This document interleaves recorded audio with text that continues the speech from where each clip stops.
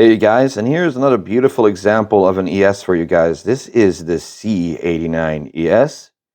It is a 5-disc changer, or a carousel player as they call it, in a beautiful, immaculate shape, by the way. I bought this player a few years ago, and there's a couple of caveats I will mention later on in this video before you buy one of these, what you pay attention to. But let me go down here a little bit and showcase this beautiful machine. So this is your typical carousel player. Now these carousel players in that era, we're talking 90s, I would say. Early 80s, late 90s is where these things came to be. And it was all about convenience. CDs at the time were at their peak. And it kind of, added convenience to a hi-fi system. You could basically put 5 albums in here and randomize them and really have your personal jukebox. And that's really what this is. This is just a technological take on the traditional jukebox. That's how you should look at this. Now, as you can tell, this unit has really nice quality to it. Great build, looks beautiful. The layout is also insanely nice on this thing. And this player does have more of an audiophile feel to it.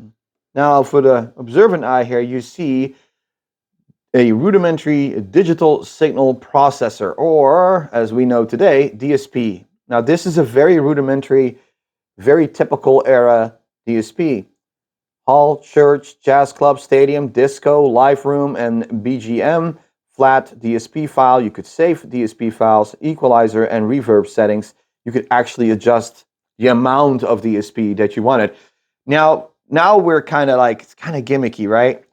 But back in the day, it actually had a function. If you think about it, not every room was ideal. And back in the day, CDs were expensive. So you had some rudimentary control here that some of these options actually could make it sound a little bit more immersive. Now, some people say, well, it's gimmicky. It was a thing of its era. It had the option. You did not need to use it. This one has always been ran flat. I never used it. It's not a need for me, but it's cool that it was on there. Now, this here, we get to, as I call it, the programmable section. You can program anything and everything in this player. You could randomize songs. You could curate songs that you didn't want to hear on your album and randomize those. Shuffle discs, shuffle songs, shuffle discs and songs, shuffle selected discs and selected songs. There was a lot of options in terms of programmability with a player like this. And I think that really is awesome. Still today, I use it. Here we see typical line out control, volume control. It's motorized, of course. So if you have the remote, you can actually use this as a small little preamp, which is great on these players. I always love that on the ES. It's the same with the XA. Now, were these as well received as the XA 20ES, 30ES, 50ES, etc.? No. But it does have some quality to it. It does still have the ES, topology to it.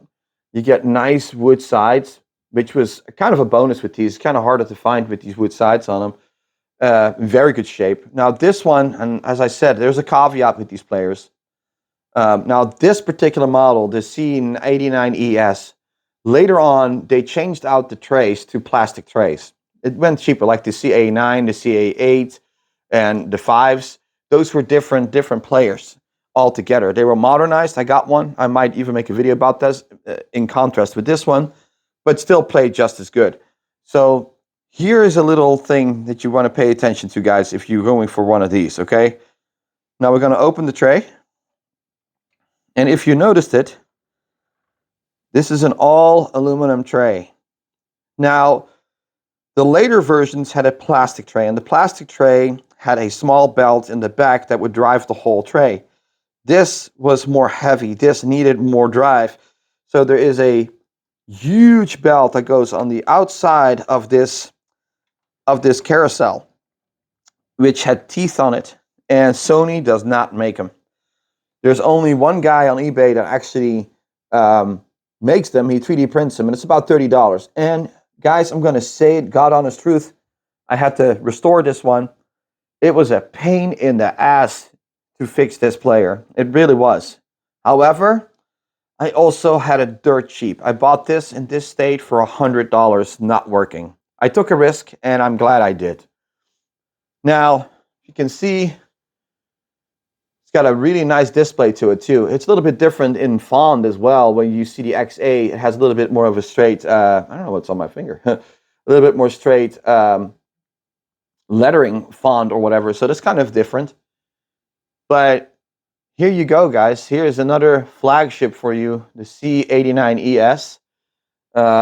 It skips disks beautifully. It's not a problem. Press play. It's pretty quick too. Fantastic player, in my opinion. If you find one of these, just keep that in mind that you have to replace the back. In the back, you have to place 1 or 2 belts, I believe. And on the front, this big belt you have to replace. But as you can tell, it's got really good quality to it. It looks beautiful. And I think it's still a relevant machine today, to this day. She's a little bit louder than a normal carousel because of that. But another ES, guys. Hopefully you enjoy this. And thank you for watching. Hope to see you in the next one.